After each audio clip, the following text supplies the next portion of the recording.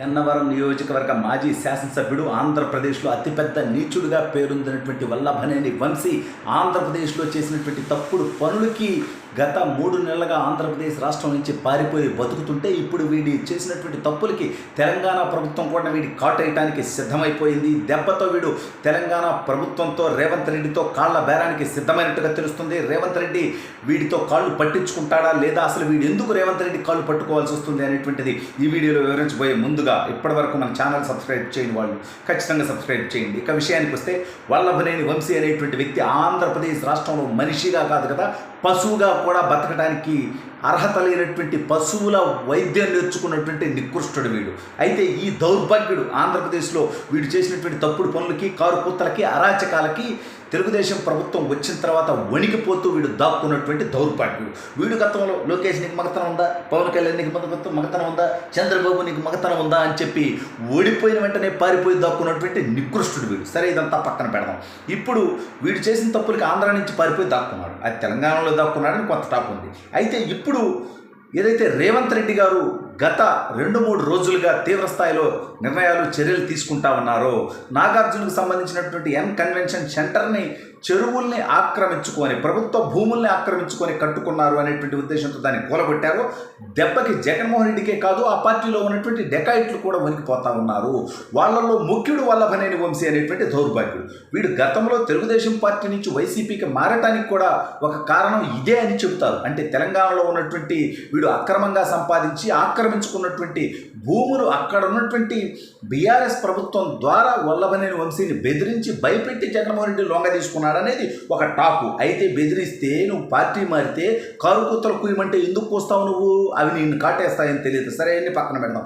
ఇప్పుడు తెలంగాణలో ఉన్నటువంటి వాడు ఆక్రమించుకున్నటువంటి భూములు కాపాడుకోవడానికి తెలంగాణ ముఖ్యమంత్రి రేవంత్ రెడ్డి గారిని కలుస్తాను, రేవంత్ రెడ్డి గారి కాళ్ళు పట్టుకుంటాను, కావాలంటే కస్తో ఇస్తిసుకో అంటే జగన్గాడి లాంగ్వేజ్లో, జగన్గాడి కంటే తెలుగు రాదు, వీడికి తెలుగు వచ్చినా కానీ వీడు మాట్లాడినటువంటి దౌర్భాగ్య మాటలకి ఎవడు కలిసినా సరే ఆ పాపం తాము కంటిద్ది అనేటువంటి ఉద్దేశంతో ఎవరు వల్లభనేని వంశీ అనేటువంటి నికృష్టుని కలవటానికి 2 తెలుగు రాష్ట్రాల్లో ఇష్టపడట్లా.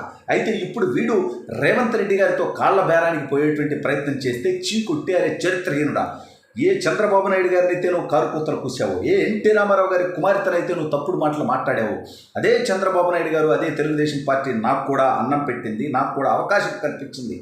నేను పార్టీ మారినప్పటికీ, ఇన్ని సంవత్సరాలు అయినప్పటికీ చంద్రబాబు నాయుడు గారిని తిరిగి ఒక్క మాట అనలేదు. ఇదిరా రాజకీయ నాయకుడికి ఉండాల్సినటువంటి లక్షణం. లఫుట్గా నీలాంటి నీచులతో నేను కలిస్తే అసలు నీకు ఫేవర్ అనేది నేను చేయను. ఎందుకంటే కాంగ్రెస్ పార్టీ వాళ్ళు ఉన్నా, బీఆర్ఎస్ వాళ్ళు ఉన్నా, చివరికి ఏ పార్టీ వాళ్ళు ఉన్నా సరే, అంటే బీజేపీ వాళ్ళు ఉన్నా, తెలుగుదేశం వాళ్ళు ఉన్నా, ఎవరు ఆక్రమించుకున్నా, ఎవరు అక్రమాలు చేసి ఉన్నా వాటి మీద నేను ఖచ్చితంగా చర్యలు తీసుకుంటాను. హైడ్రా తరఫున కూరగొట్టేటువంటి ప్రయత్నం జరుగుతుంది. అయితే అసలు నీలాంటి వాళ్ళని కట్టసీ కూడా కలిసేటువంటి ప్రయత్నం చేసినా సరే ఈ సమాజం నన్ను కూడా చేదరించుకుంటుంది, ఇటువంటి నీచును నువ్వు కలిసావా అని. అందుకని అసలు నిన్ను కలవటానికి అవకాశమే లేదు, నేను ఎట్టి పరిస్థితుల్లో కలవను. అసలు నువ్వు ఆక్రమించుకున్నటువంటి ప్రతి భూమిని కూడా ప్రభుత్వం తిరిగి స్వాధీనం చేసుకుంటుంది. నువ్వు చేసినటువంటి తప్పుడు పనులను వెలికి తీసి ఆంధ్రలోనే కాదు ఎక్కడ కూడా కేసులు పెట్టేటువంటి ప్రయత్నం చేస్తాం అని రేవంత్ రెడ్డి అనటంతో వీడికి వల్లభనేని వంశీ గారు ఒలికిపోతున్నాడు. ఈ పోటుగాడు, ఈ లఫుట్ నా కొడుకు, ఈ లోఫర్ నా కొడుకు ఎందుకు ఈ బూతులు తిడుతున్నా అంటే వీడి నా మీద 2020లో కేసు పెట్టాడు.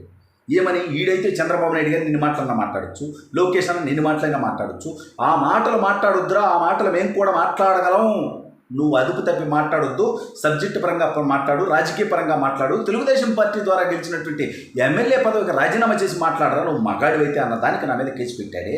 ఈరోజు మాట్లాడుతున్నా నా కొడక, ఆ రోజు నేను నా కొడక అన్న, ఈరోజు అంటున్నా రా వచ్చి కేసు పెట్టి నువ్వు మగాడు అయితే, నీకు మగతనం ఉంటే, నీకు దమ్ము ఉంటే, నీకు ధైర్యం ఉంటే, నీకు సక్రమంగా పుట్టుంటే, అంటే అధికారం ఉంటేనే మీ మగతనాలా, అధికారం ఉంటేనే మీరు నాయకులా, ఈ ధర చేతగానే కదా నిన్ను నమ్ముకొని వైఎస్ఆర్ కాంగ్రెస్ పార్టీ కోసం, నీ కోసం నిలబడటంతో పాటు నీ తప్పుడు పనుల్లో భాగస్వాములు అనే వాళ్ళందరూ కూడా ఇవాళ పారిపోయేటువంటి పరిస్థితి, బిక్కుబిక్కుమంటూ బతికేటువంటి పరిస్థితి.